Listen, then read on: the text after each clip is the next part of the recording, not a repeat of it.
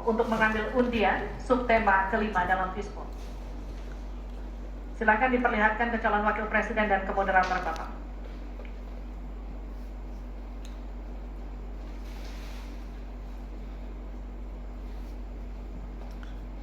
Infrastruktur. Pak Tauhid Ahmad, kami undang untuk mengundi huruf A, B, atau C. C.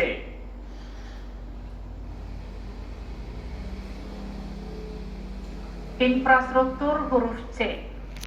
Masih tersegel Bapak.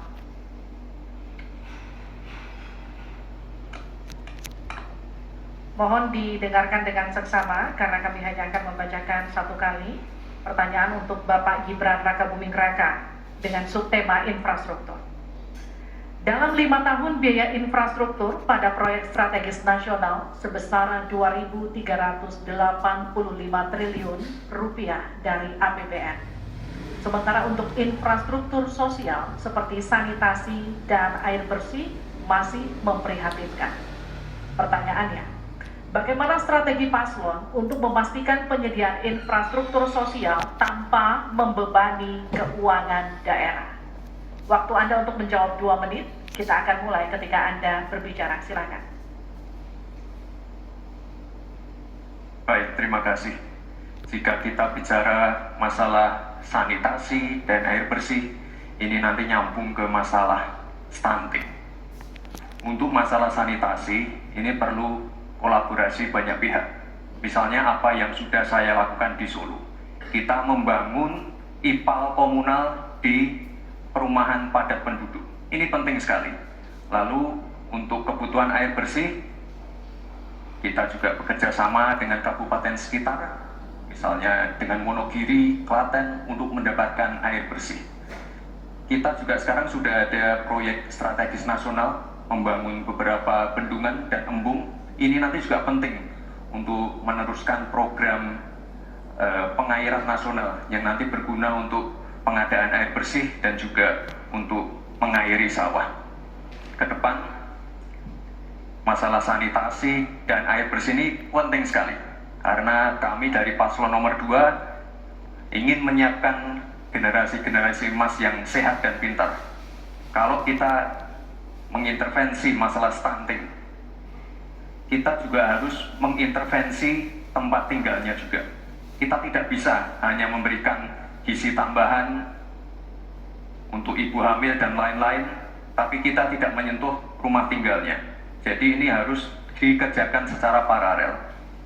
Stunting kita kerjakan, pemenuhan gizi kita kerjakan, sanitasi, drainase, air bersih, kawasan kumuh, ini harus kita selesaikan juga secara paralel. Terima kasih. Masih ada waktu? Cukup Pak? Cukup. Baik, saya berikan waktu untuk Pak Mahfud untuk menanggapi jawaban dari Pak Gibran. Mas Gibran yang terhormat, tadi itu pertanyaan yang dibaca oleh moderator. Bagaimana strategi paslon untuk memastikan penyediaan infrastruktur sosial tanpa membebani keuangan daerah? Kayaknya belum terjawab. Tadi yang dijawab tuh infrastruktur fisik semua tuh. Infrastruktur itu kan ya ada infrastruktur sosial, ya itu yang penting. Kemudian regulasi. Bagaimana Anda menyiapkan regulasi sekarang ini agar semua itu bisa berjalan dengan baik?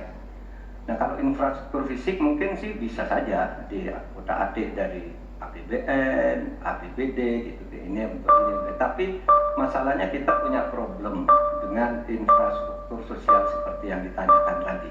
Nah, itu saya kira yang perlu dijelaskan lebih jauh. Selesai. Waktu Anda habis, Pak. Baik, kita akan ke calon wakil presiden nomor urut 1, Bapak Muhaimin Iskandar untuk menanggapi. Waktunya 1 menit.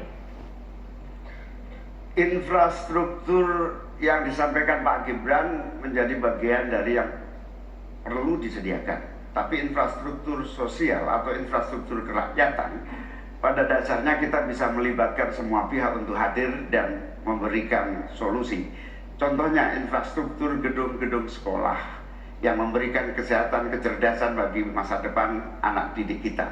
Apa yang bisa kita lakukan? Misalnya, kita bebaskan pajak buat seluruh penyelenggara pendidikan supaya fiskalnya terpenuhi, supaya pendidikan bisa terjangkau, sehingga semua bentuk pendidikan, semua bentuk yang berkaitan dengan pencerdasan kehidupan masyarakat kotanya, maka dibebaskan pajaknya. Ini seperti yang sudah dilakukan di Jakarta, yang ini bisa kita tarik ke tingkat nasional. Infrastruktur sosial tercipta dengan pemerintah memberi fasilitas yang memadai.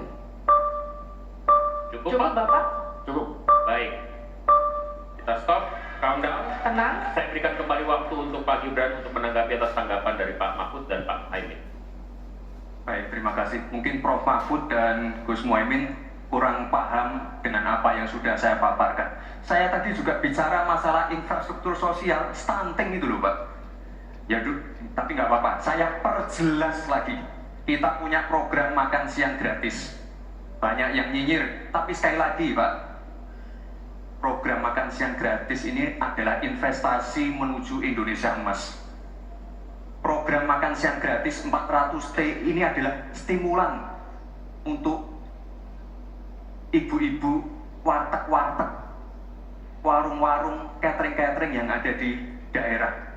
Bayangkan 400T mengucur ke daerah-daerah. Semua ibu-ibu ikut memasak makan siang untuk anak-anak kita. Itu Pak yang saya maksud dengan infrastruktur sosial.